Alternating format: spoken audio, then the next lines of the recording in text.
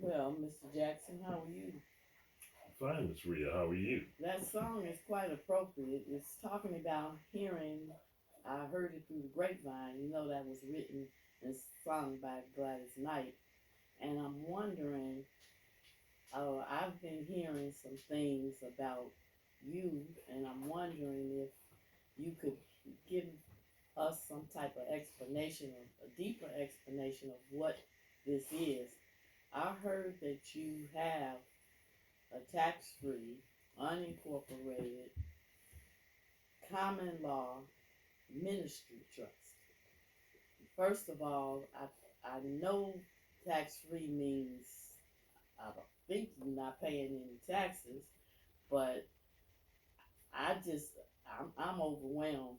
It's blowing my mind at the same time because I don't know what else to say. So I need you to take this apart for me, step at a time.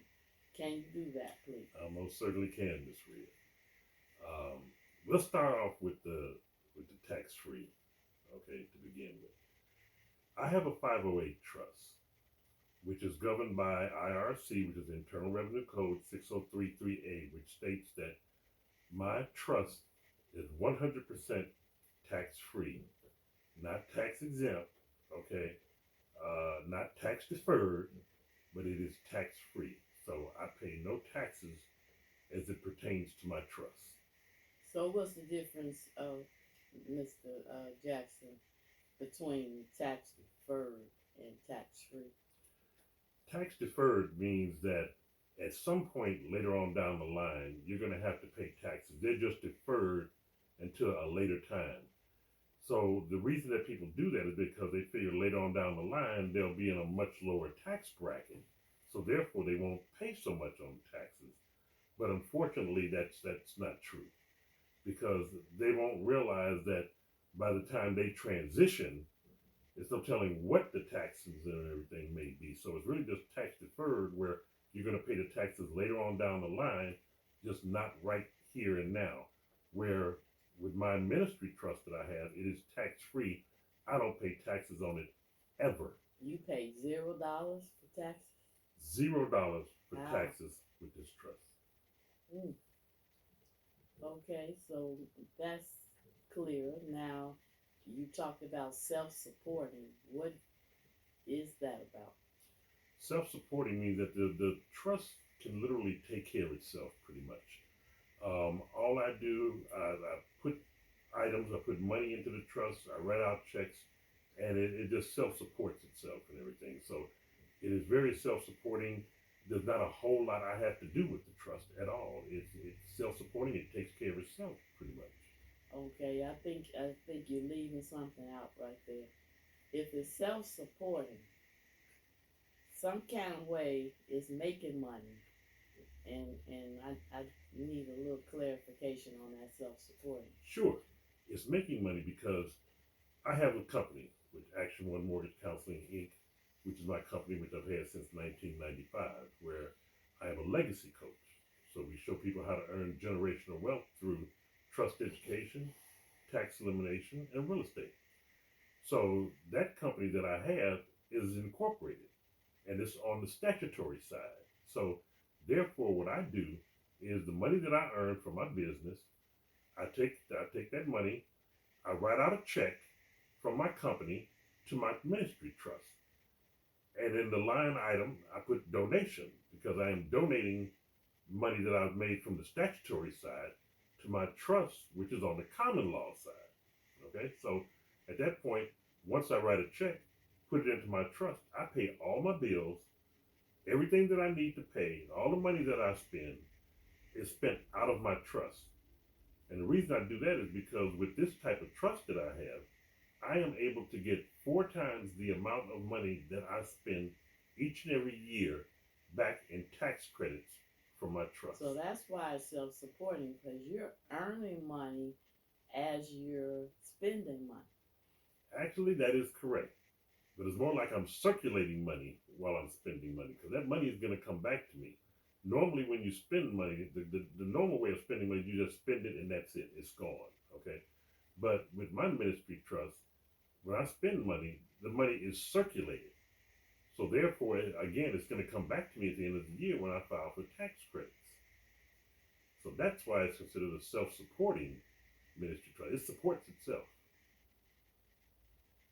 So you're actually going to be accumulating tax credits on every dollar that you spend with your trust. That is absolutely correct. And who pays you this money that you are getting as you say you circulating your funds?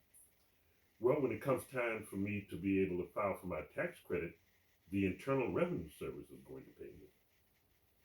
So You that mean means, this is a yes, legal? yes, yes. I knew that was coming next. Yes, it is 100% legal because the Internal Revenue Code, IRC 6033A, states that it is a legal trust. And therefore, when I file my tax credits, IRS are going to pull the credits for me, and they're going to pay me the tax credits that I have coming to me. After they take out their 37%, of course. You know, they're going to get their money no matter what. So they'll take out their 37%. The company that I'm working with and everything, they are asking 20%, which I have no problem with, which will leave me 4.3 times the amount that I spent throughout the whole year in order to get back in tax credits and monies back to me. So what is this company that you're working with? Stellar Real Estate Academy, okay? They are the ones that I'm actually working with, and they're the ones that I have my trust through. So that's where I got my trust, through Stellar Real Estate Academy.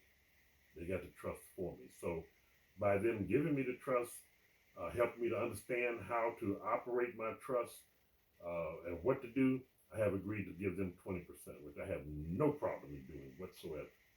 Considering I'm going to get 4.3 times the amount that I spent, I'm okay with that. Absolutely. Well, that certainly is good news. Maybe that grapevine was a little more accurate than I thought it was. But I do want to know, you saying this is a ministry trust.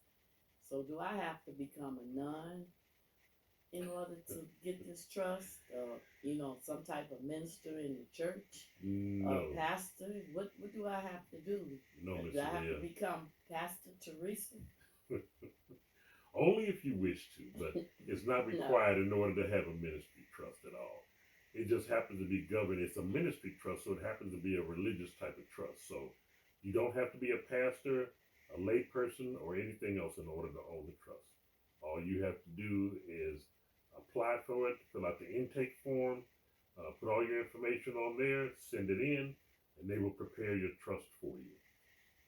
So if I was interested in finding more information about this trust, how would I do that? Well, actually, we have what we call a financial IQ challenge, which we do each and every month. Which, in doing that, we answer questions from people that have questions about the trust. How does it work? What do we do? Where is it from? All the questions that people would normally ask. How is it and the biggest one is, how is it irrevocable? Okay, a lot of people ask that question. What do you mean irrevocable trust? Well, I didn't get to that word yet, but I'm glad you explained okay. it. So, that happens to be one of the biggest things that right. people ask about the trust. What do you mean by irrevocable? They're wondering what that means. And when it says irrevocable, that means that a family member cannot come behind me after I transition. A family member cannot come back and say, well, you know what? They want to go, they want this to go to court. And then they come to the judge and say, Judge, my father or my uncle or my granddad was kind of sick at the time he did this and everything. This is not right. He didn't name any of us as heirs, nothing. So we know there was something wrong with him because we know he wanted to include us in his wills and in his trust. So we need to have this revoked and everything and redone some kind of way. And the judge would just tell him, well, you know what? I am so sorry, but Mr. Jackson E. Lucas Jr. created a irrevocable trust, which means that there is no way that IRS, me as judge, or anyone else can revoke anything that he has done or anything that he has placed in this trust. We cannot do anything. Now, it is amendable, which means if I want to amend some things in there, if I want to change my trustee, if I want to change the co-trustee, if I want to change my beneficiary, anything I want to do, I can amend the trust, but it is irrevocable. Well, I do appreciate you explaining me the news I heard through the grapevine. And I just want to say congratulations to you because that's exciting news. And I just don't know. I think it's phenomenal that you are now with the 1 percentile of the population because most people don't know about a common law trust. And I believe that's only I'd say about 1% of the population that can be able to say that. So thank you for spending the time. And that is, I thank you so much for having me. And for anyone that is interested in learning more about the trust, there is a link at the bottom of the video. You can click on that link, come join the Financial IQ Challenge, and learn more and ask your own questions that you may have about this trust and find out more and how to get on the other side of money. Take care. God bless. Stay safe.